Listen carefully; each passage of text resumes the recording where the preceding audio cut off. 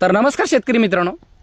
आजच्या या व्हिडिओमध्ये तुम्हाला सांगणार आहे, शेळी पालन व्यवसाय जर तुम्हाला करायचा असेल, म्हणजे शेळी पालन असेल, कुक्कुट पालन असेल, दूध व्यवसायामध्ये काम करायचं असेल, बोकड पालन करायचं असेल, इतर कोणत्याही व्यवसायामध्ये तुम्हाला काम करायचं असेल, तर तुम्ही सुरुवात कशा पद्धतीने केली पाहिजे आणि कशा पद्धतीने तुम्ही सुरुवात केली तर तुम्हाला त्या व्यवसायामध्ये एकदम चांगल्या पद्धतीचं उत्पन्न होईल आणि अडचणी सुद्धा कमी येणार.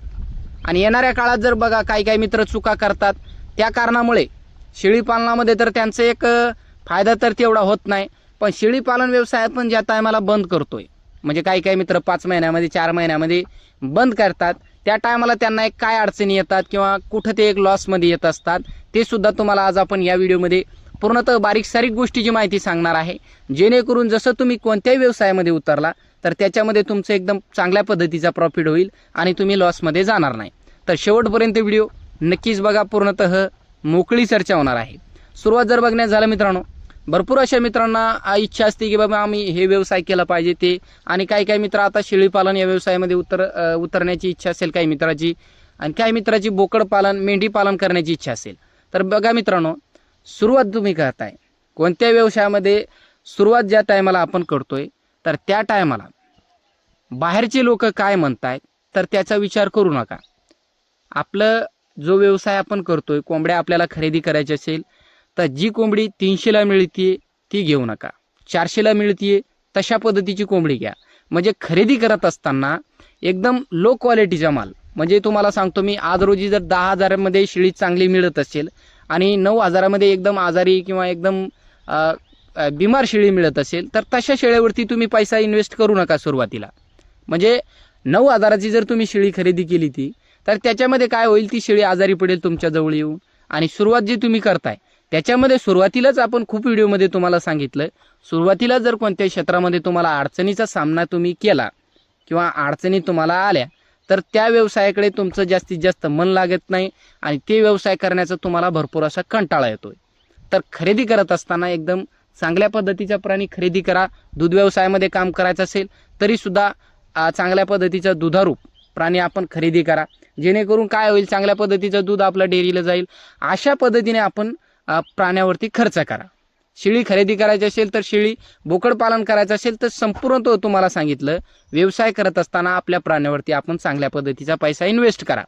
आता राहिला प्रश्न, लोक म्हणतात काही की बाबा तो प्राणी तर चांगल्या पद्धतीचा आणला पण तो याजवळ शेड चांगला नाही, म्हणजे शेड तुला चांगल्या पद्धतीचा बनवला पाहिजे, याच्यावरती खर्च कर. तर बघा, तशा लोकांचं सुद्धा ऐकू नका.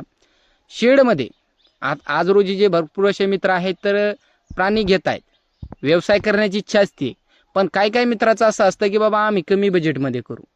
काही मित्राचं असं असतं की आम्ही जसं उतरू ह्या क्षेत्रामध्ये तसं आम्हाला लगे एकदम हायटेक बनवायचं आहे, आणि हायटेक म्हणजे आमच्या शेळ्यांना आम्हाला झाडलोट करण्याची काही गरज नाही पडली पाहिजे, त्याच्यामध्ये गेले तर गेले आमचे 2-3 लाख रुपये, काहीच गरज नाही. शेळ्या घेतले 1.5-2 लाखाच्या, त्याच्यामध्ये खर्चसुद्धा शेडला तेवढा झाला. तर मित्रांनो, याच्यामध्ये काय होतं आहे, आज रोजी बघा, ज्या मित्राकडे बजेट आहे तर ते तुम्ही करू शकता, पण त्याच्यामध्ये तुम्हाला तेवढं प्रॉफिट मिळत नाही. आणि ज्या मित्राकडे आपल्या एक बजेट नाही किंवा काय नाही तर काय हरकत नाही मित्रांनो. आज रोजी तुमचा बजेट कमी आहे तर तुम्ही शेडवरती पैसा जास्तीत जास्त खर्च करू नका. खर्च जर तुम्ही आज रोजी याच्यावरती केला आणि शेळ्यासुद्धा नवीन तुम्ही खरेदी केलाय, समजा 1 लाखाचा तुम्ही शेड बांधलाय, 1 लाखाचे तुम्ही शेळ्या खरेदी केलाय, तर ह्या शेळी पालनामधून तेवढं उत्पन्न तुम्हाला किती दिवसामध्ये मिळेल ते तुम्हाला सांगतो. सुरुवातीला आज रोजी जे आपण याच्यामध्ये खाली शेळ्यावरती तुम्ही काम केलं असेल, गाभण असेल, पिल्लावाल्या शेळ्या असतील, तर बघा किमान 2-2.5 वर्ष लागतोय तुम्हाला. हे पैसा आपण बघा याच्यामध्ये कोणाकडून व्याजानं घेतलं असेल तशा पद्धतीचा कारभार आहे. आज रोजी जर तुम्ही 1 लाखाच्या शेळ्या खरेदी केल्या असेल तर त्या शेळ्याचा पैसा आपल्याला पूर्णतः नील करण्यासाठी आणि तिथून पुढे आपल्याला एक प्रॉफिट घेण्यासाठी चांगल्या पद्धतीचा, तर त्याला 1-2 वर्षामध्ये आपलं एक मागचं पूर्णतः आपली मजुरी असेल किंवा काय, मजुरीचा तर भाग पडत नाही चांगल्या पद्धतीचा त्याच्यामध्ये, पण किमान शेळ्या जर आज रोजी आपण 2026मध्ये घेतल्या असेल तर 2028 पासून पुढे आपल्याला एक चांगल्या पद्धतीचं त्याच्यामध्ये उत्पन्न दिसेल आणि लावलेला पैसासुद्धा त्याच्यामध्ये आपल्याला दिसतोय. तर बघा, आज रोजी जर तुम्ही लाख रुपये शेळ्यावरती खर्च केलाय आणि शेडवरती जर तुम्ही खर्च केलाय तर तो पैसा तुम्हाला तेवढं तुम्ही त्याच्यामधून कमवू शकत नाही. राहिला प्रश्न तुमचा मजुरीचा, तर त्याच्यामध्ये तुम्ही काम करताय त्याचं सुद्धा तुम्हाला एक मजुरीचा भाग चांगल्या पद्धतीचा पडत नाही.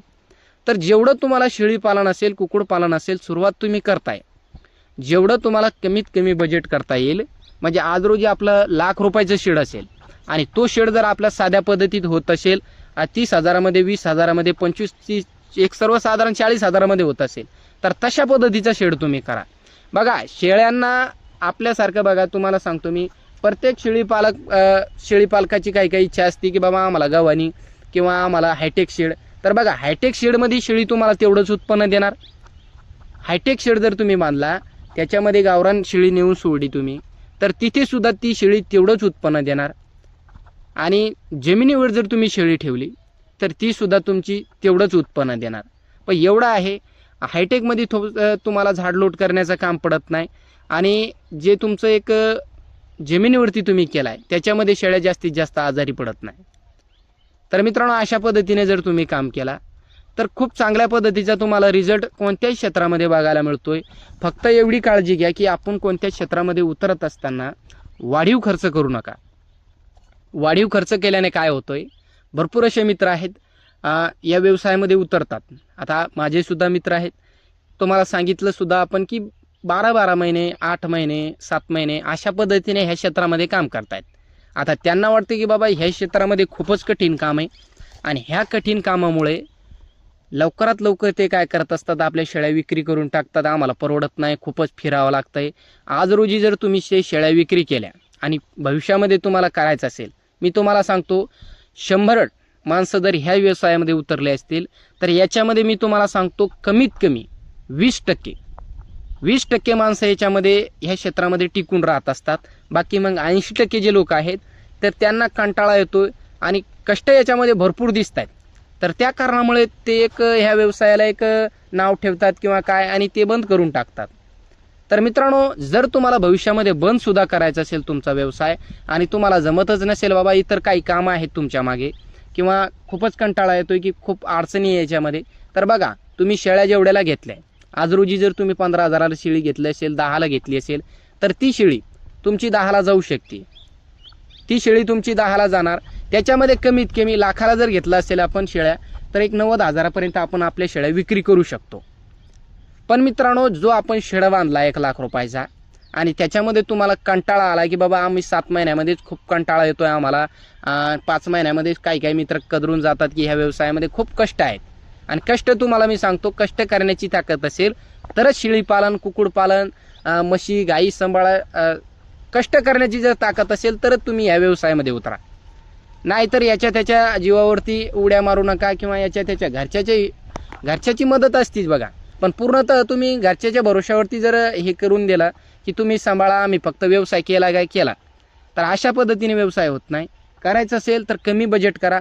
ज्या टायमाला आपल्याला गव्हाणीची गरज आहे त्याच टायमाला गव्हाणी करा.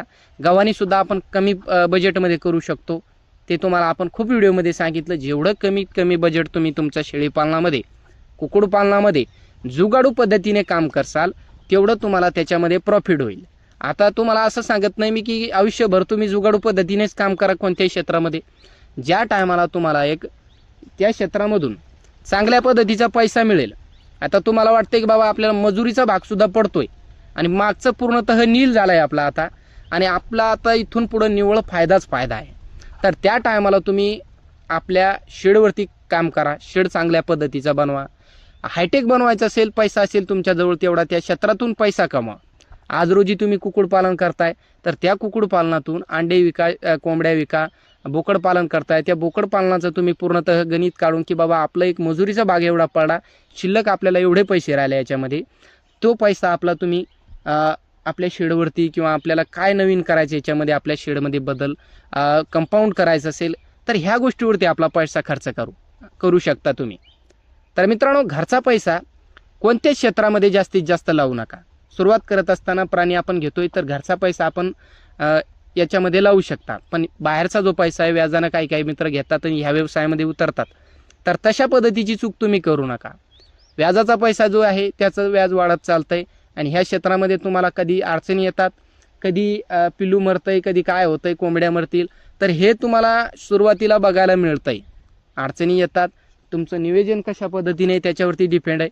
100% सुरुवातीला अडचणी येतात, पण काही काळानंतर तुम्हाला त्याच्यामध्ये अडचणीसुद्धा येत नाही. तर मित्रांनो, कमीत कमी बजेट करा. म्हणजे सुरुवात तुम्हाला जिथे पैसा लागतोय कोणत्याही क्षेत्रामध्ये तिथं तुम्ही इन्व्हेस्ट करा. आणि सुरुवात तुम्हाला सांगतो मी, किमान 1.5-2 वर्ष शेड, हायटेक शेड ह्याची स्वप्न तुम्ही बघूच नका. पैसा असेल तर करा. आणि जे काही मित्राजवळ कमी बजेट असेल तर काय नाही मित्रांनो, आज रोजी हायटेकमध्ये जर तुमचा मित्र शेळीपालन करत असेल तर त्याची शेळीसुद्धा तेवढंच उत्पन्न देणार आणि तुमची जी जमिनीवरती आहे तीसुद्धा तुम्हाला तेवढंच उत्पन्न देणार. याच्यामध्ये काय उत्पन्नामध्ये बदल पडत नाही. ती हायटेकमध्ये आहे शेळी तर ती काय सोन्याचं पिलू देत नाही. तर हे काय तुमचं एक डोक्यामध्ये हे असेल तर ती तुम्ही काढून टाका. काय नाही, फक्त आपल्या शेळ्यांची काळजी चांगल्या पद्धतीचे घ्या. आणि जमिनीवरती आपण काम करतोय तर बघा, टॉप क्वालिटीचं आपलं एक नियोजन असलं पाहिजे आणि खुराक चांगल्या पद्धतीचा आपल्या प्राण्यांना द्या. एकदम चांगल्या पद्धतीचं तुम्ही आपले एक प्राण्यांची क्वालिटी बनवा आणि त्याच्यामध्ये चांगल्या पद्धतीचं तुम्ही रिझल्ट तुम्हाला बघायला मिळतोय. तर अशा पद्धतीने तुम्हाला आज आपण सांगितलं मित्रांनो या व्हिडिओमध्ये. तर नियोजन अशा पद्धतीने करा. आज रोजी मला एक भरपूर दिवस झाले या क्षेत्रामध्ये मी काम करतोय. माझं जर शेड तुम्ही बघितलं तर भरपूर असे मित्र असतील की बाबा तू पैसा घेतो याच्यामध्ये काय. तर बघा, पैसा आपल्याला दिसतोय आणि शेतकऱ्याचं जीवन असं आहे की याच्यामध्ये पैसा आला की काहीतरी दुसरंच काम निघतंय. त्या कारणामुळे आपलं शेडसुद्धा आपण केलं नाही. तर मित्रांनो, कसा वाटला व्हिडिओ तुम्हाला कमेंट करून नक्कीच सांगा. आणि ज्या मित्रांना तुमच्या एक नवीन व्यवसायाला सुरुवात करायची असेल त्या मित्रांना हा व्हिडिओ नक्की शेअर करा.